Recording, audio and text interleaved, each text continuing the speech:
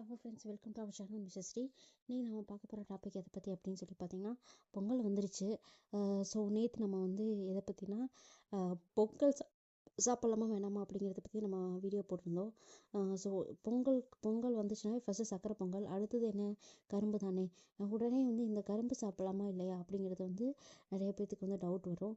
So ப்ரெக்னெண்ட்டாக இருக்கவங்களும் சரி, ப்ரெக்னென்சி ட்ரை பண்ணுறவங்களும் சரி, இந்த கரும்பு சாப்பிட்லாமா இல்லையா, எவ்வளோ சாப்பிடணும் அப்படிங்கிறத பற்றி தான் நம்ம இந்த வீடியோவில் பார்க்க போகிறோம். வாங்க இப்போ நம்ம வீடியோக்குள்ளே போகலாம். சரி, இப்போ நீங்கள் வந்து ப்ரெக்னென்சி ட்ரை பண்ணிருக்கீங்க, ப்ரெக்னெண்ட்டாக இருக்கீங்க அப்படின்னா, இப்போ வந்து இந்த சமயத்தில் கரும்பு சாப்பிட்லாமா இல்லையானா, நீங்கள் தாராளமாக கரும்பு சாப்பிட்லாம். அது எவ்வளோ சாப்பிட்லாம் அப்படின்னா, அந்த கரும்பில் வர கரும்பு சாறு வந்து பார்த்திங்கன்னா, உங்களுக்கு வந்து 1 டம்ளர் கரும்பு ஜூஸ் இருக்கிற மாதிரி இருக்கணும். அந்த அளவுக்கு இருக்கிற ஒரு கரும்பை வந்து நீங்கள் சாப்பிட்லாம். இல்லை எனக்கு அது அளவு தெரியாது அப்படின்னு சொல்லி நினச்சிட்டிங்கன்னா, அதாவது வந்து ஒரு கை நீளம், அதாவது ஃபஸ்ட்டு உங்களோட பெருவிரல்லேருந்து முழங்கை வரைக்கும், அதாவது 1 முழம்னு சொல்லுவாங்க தெரியுமா, அந்த 1 முழத்துக்கு அளவாக இருக்கிற ஒரு கரும்பை வந்து டெய்லி வந்து நீங்கள் எடுத்துக்கலாம். இதனால் வந்து உங்களுக்கு வந்து எந்த ஒரு இஷ்யூஸும் வராது. உங்களுக்கு மேபி ஆல்ரெடி கோல்டு பிடிக்கிற மாதிரி பிடிச்சிருந்துச்சுனாவோ நீங்கள் இதை அவாய்ட் பண்ணிக்கலாம். மற்றபடி வந்து நீங்கள் நார்மலாக வந்து ப்ரெக்னென்சி ட்ரை பண்ணிருக்கீங்க அப்படின்னா நீங்கள் இதை வந்து தாராளமாக சாப்பிட்லாம். ப்ரெக்னெண்ட்டாக இருக்கவங்களும் சாப்பிட்லாம், இல்லை ஓவலேஷனுக்கு முன்னாடி ஓவலேஷனுக்கு அப்புறமும் சாப்பிட்லாம்.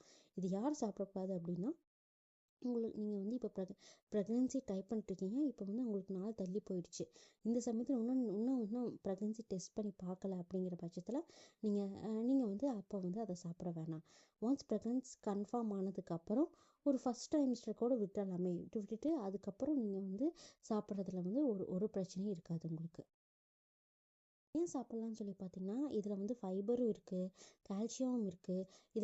இதில் ப்ரெக்னென்சிக்கு ட்ரை பண்ண வேண்டிய ஃபோலிக் ஆசிட் இது எல்லாமே இருக்கிறதுனால இதை தாராளமாக சாப்பிட்லாம் அப்படின்னு சொல்லி டாக்டர்ஸே சொல்கிறாங்க. இது வந்து யார் சாப்பிடக்கூடாது அப்படின்னு சொல்லி பார்த்தீங்கன்னா, ஆல்ரெடி டயபெட்டிக்ஸ் இருக்கவங்களும் சரி, இல்லை கெஸ்டேஷன் டயபெட்டிக்ஸ் வந்திருக்கு, ப்ரெக்னென்சி டைமில் எனக்கு டயபெட்டிக்ஸ் வந்திருக்கு அப்படி இருக்கவங்களும் சரி, அவங்க 2 பேரும் வந்து நீங்கள் கண்டிப்பாக வந்து இந்த கரும்பு சாப்பிடக்கூடாது.